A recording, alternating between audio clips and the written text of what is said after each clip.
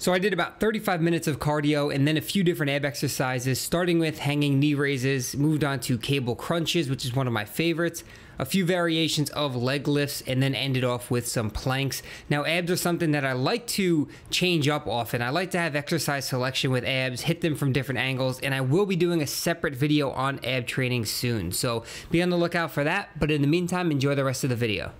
All right, so I'm feeling good. Just about to leave the gym, hit some abs, calves, and cardio around 7 a.m. Took a little over an hour and got that out of the way. And I feel very energized right now. It's been a long time since I've had a good cardio session. And I'm not someone who hates cardio. I actually recommend it to a lot of people, my clients as well, whether you're bulking or cutting, for cardiovascular health, nutrient partitioning. I think there are a lot of benefits to doing cardio. I think it should be used as a tool, and sometimes people overdo it, but it's something that just makes me feel good. Like, I love weight training, don't get me wrong, that's my priority, but I think cardio has a different feeling to it, and I just enjoy doing it. I was able to kill some time, watch a few YouTube videos, and I usually watch YouTube videos when I'm eating a meal or sometimes just when I have some downtime at home, but that time can be used for something much more productive. So, not saying I don't like watching you guys on YouTube. I pretty much watch all of you and all of your videos, but this was just an easy way to hit 30 to 40 minutes of cardio, knock a few videos out, and now go home and start working. So, I'll see you guys in a little bit. So I just showered and shaved, and when I was shaving, I was kind of lining this up. I still have to trim it, but I started to notice this was coming in, and I've never seen this come in before. And I was like, I wonder what it would look like fully grown. But then I noticed this in-between phase is looking really grimy. So I don't think I could wait it out, and I think what I really have to do is... But I don't know what I'm gonna do with it yet. I might just end up taking it all off anyway. But I figured while I was here, I would show you guys. I get asked a lot, you know, what kind of computer do I use when I edit? What kind of software do I use? And I could really briefly show you guys just by kind of zoom in here really quick. Get this in focus. I think we're good there. So essentially is I upload the footage, import it into what this is, Final Cut Pro. I'm using a 27-inch iMac. And then I have all of the clips in the timeline here. So scroll through them, and then what I really do is I just cut and paste, hey, the footage that I don't want anymore. So let's say I didn't want to show myself cooking these eggs here. I can just click on that clip, hit delete, and it's gone. And then I can also undo that. But what I'm doing is I'm just picking clips that I want. I end up filming a lot throughout the day. So I might film like 35 minutes worth of footage and condense it down into like an 8-minute video. There's a lot of garbage footage, there's a lot of in-between, setting up the camera. There's stuff that I just feel like is kind of a waste of time and you guys don't want to see anyway, so I cut that out. And then when it comes down to doing a voiceover, I bring this guy down right here and I create a voiceover track. So you can have multiple tracks on these editing programs. So I'll just click on record voiceover. Let's get you in here. You'll see this little screen pop up right there. See, and then I'll just hit right here, record. It'll give me a little countdown. Recording a test for YouTube. And what it did was it just created an audio track down here. What we have to do first is take the volume out of the original clip, so we'll drop that down to nothing and keep the volume up on there, and here we go. Recording a test for YouTube. And that's it. So essentially you just voice over all the footage that you want, take the volume out of the original clips, and you end up with a final video. So that's pretty much it. There are a ton of different editing programs out there that people use, and it's really not difficult to make a YouTube video. It's finding ways to make them creative, entertaining, original, you know, adding camera angles, music, doing the voiceovers, which I don't know about anyone else, but it takes me a lot more than one take on a lot of the videos, just by messing up the words or forgetting to say something. And it's just time consuming. People put out 5, 6, 7 videos per week, and it takes a lot of time to be doing that. Not only just the editing portion, but then the exporting and the uploading, and it's all a process, but we love doing it, and that's why we do it. And then you do your regular job on top of that. So for a lot of people, YouTube is not their primary source of income, and that's me included. I do the coaching and everything. I have, which you can't see right here, but a list of emails and coaching applications I have to get through, but I love it. That's it. I'm really hungry. Gonna get some food. I'll see you guys in a bit. Caramel apple swirl bread that I keep in the freezer just so it doesn't go bad. So I'm just gonna go ahead and toast a slice of that. make a sludge using this cinnamon roll whey protein from, you guys know my protein. If you want to save yourself 10 or 15%, the links are in the description. So here are the macros on this right here. We're looking at 100 calories, 1.5 fat, 3 carb, and 18 grams of protein per scoop. So we're gonna mix up a sludge with a little bit of almond milk here, throw it on a slice of bread, apple on the side, and we'll be good to go. All right, so that's what we're looking for. We got this golden brown toast, we got this sludge here mixed up, and this is so good. It's cinnamon roll, so it will go really good with this caramel apple bread. And all we're gonna do is take this, and it's gonna be hard with one hand, but we're just gonna spread this on here. All right, so it doesn't look very fancy, but that's it right there, and this is going to be a little pre-workout snack.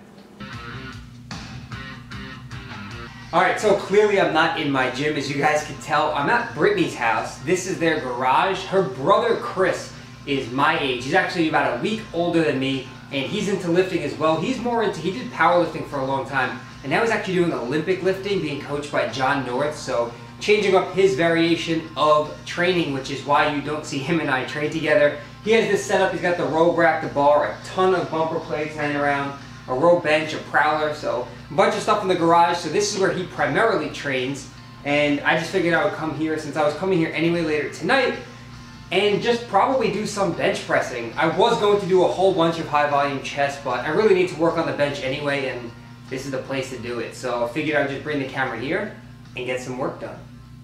So Chris, if you're watching this, thanks for letting me use your stuff, bro. Alright, so Brittany's hanging out here in the garage with me. You can see she's in a red pea coat.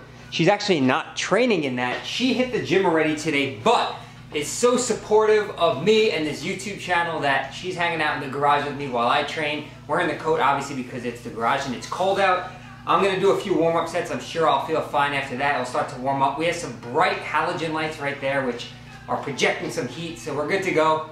I'm sure she'll end up going inside in a little bit and get bored of me training here, but let's get rolling. Alright, so this is some of the stuff that Chris has in here. A couple of bumper plates there. He spray paints on the wall.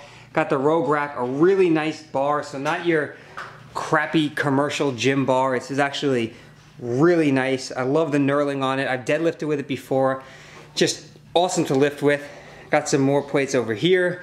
These iron plates are actually mine. I brought them over when I used to have an Olympic bench in my house, but it was crappy, so figure why not just put all the stuff together. Got a prowler there, a few dumbbells, bunch of Elite FTS bands.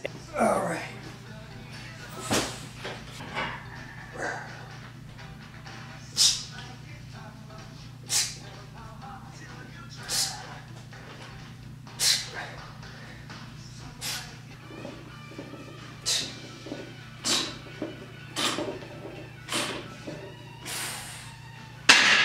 All right, we got 185 here. I'm sure a lot of people are gonna ask, why are you using bumper plates? We don't really have any iron plates here, and bumpers look cool. It looks like I lifted more weight. So I'm gonna go for a quick set of 3.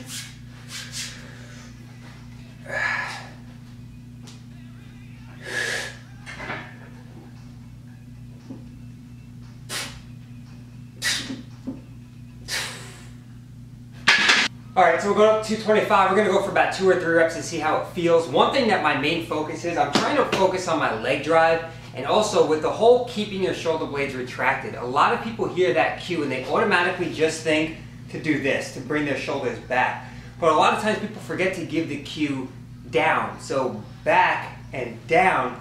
And the cue I like to give is think about putting your shoulder blades in your back pocket. So that forces you to think about going back and then down, which will create an arch in your chest and keep yourself tight. So keeping your lats tight, which will help you drive the weight up. And I've done a video on how to bench press properly, going over cues and tips. So in case you missed that, I'll link it on the screen for you. But let's see how this goes.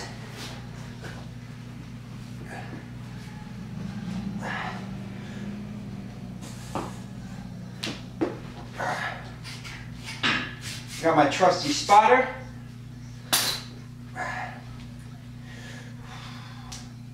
I got it. 3, 2, up.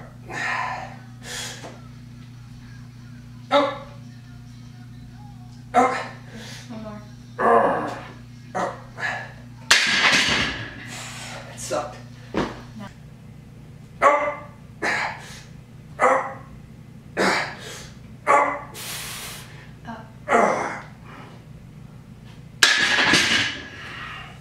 you guys know I've never been a really strong bencher, so did a few sets at 225, figured I'd drop it down to 195 and just get some reps in. So we're gonna go for that. I'm still curious to see where my 1 rep max is at, but I Skyped with my coach today. We're gonna start a new program next week, so we'll wait. I don't wanna rush a 1 rep max attempt until I get enough technique work in and volume and all that good stuff. So we're just gonna keep rolling with this.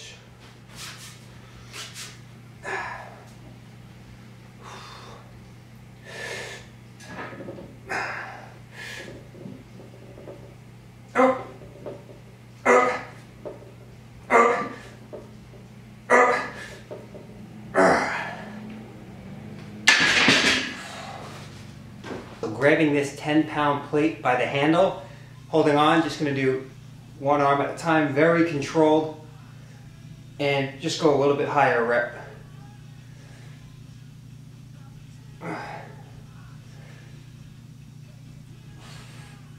Go ahead and switch side.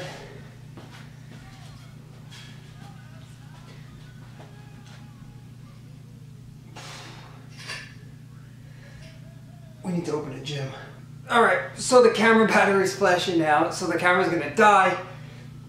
So I'm gonna end the video up here. Sorry I didn't get much more training footage, but I did what I can for you guys. And we'll be back at it tomorrow in the gym, hitting some back and buys. So thanks as always for watching. Like the video if you enjoyed it. And don't forget to subscribe if you haven't already. Until next time, we'll see you guys in the next one.